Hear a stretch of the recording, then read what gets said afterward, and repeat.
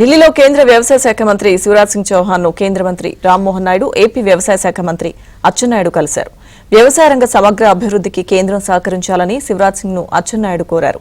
Micro irrigation పథకానికి రాయితీ పెంచాలని, బుందేల్ఖండ్ తరహాలో ఏపీకి కేంద్రం అదనపు సాయం చేయాలని విజ్ఞప్తి చేశారు. గుంటూరులో చిల్లీ బోర్డు, శ్రీకాకుళంలో జీడిపప్పు బోర్డు, అలాగే చిత్తూరులో మామిడి బోర్డు ఏర్పాటు చేయాలని, శ్రీకాకుళంలో కేంద్ర అగ్రికల్చర్ వర్సిటీ ఏర్పాటు చేయాలని శివరాజ్ సింగ్ చౌహాన్ ను అచ్చెన్నాయుడు కోరారు.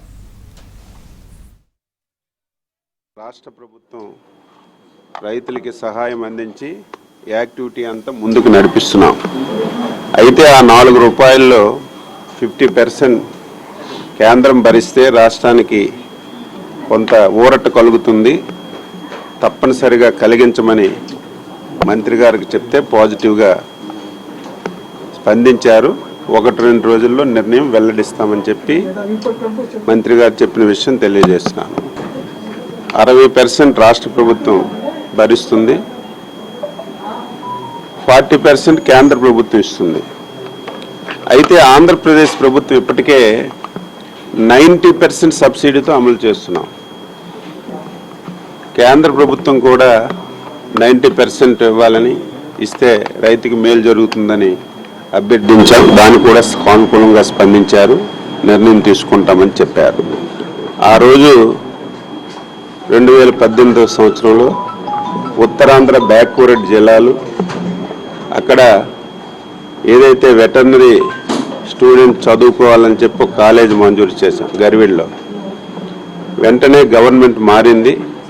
5 years ఆ కాలేజీ వైపు చూడలేదు. విద్యార్థులు అడ్మిట్ చేసుకున్నారు. కాలేజీకి కావాల్సినటువంటి ఇన్ఫ్రాస్ట్రక్చర్ కానీ రిక్రూట్మెంట్ కానీ ఏమీ చేయకపోవడం వల్ల ఈరోజు రికగ్నేషన్ ఇవ్వలేదు. రికగ్నేషన్ ఇవ్వకపోవడం వల్ల ఇంటర్న్షిప్ కూడా జరిగిన పరిస్థితి లేదు.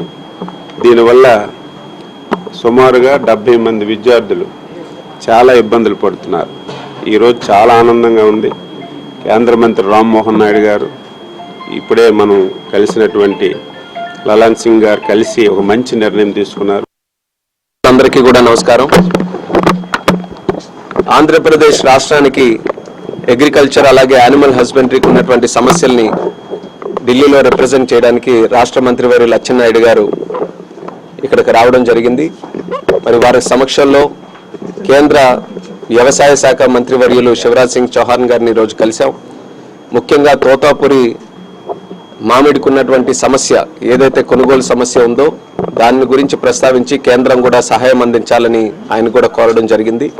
దానితో పాటు శ్రీకాకుళం జిల్లాలో ఉన్నటువంటి నైరా అగ్రికల్చరల్ కాలేజ్ సెంట్రల్ యూనివర్సిటీగా ఏపీ బైఫర్కేషన్ యాక్ట్ పరంగా దానికి సపోర్ట్ చేసి అది సెంట్రల్ యూనివర్సిటీగా చేయాలని కొంతకాలం నుంచి చంద్రబాబు నాయుడు గారు ముఖ్యమంత్రి అయిన తర్వాత ఆ ప్రపోజల్ని మరింత బలంగా కేంద్రానికి కూడా ఆ రిక్వెస్ట్ పరంగా చెప్పడం జరిగింది. దాన్ని ముందుకు నడిపించమని కూడా శివరాజ్ సింగ్ చౌహాన్ గారిని కోరాం.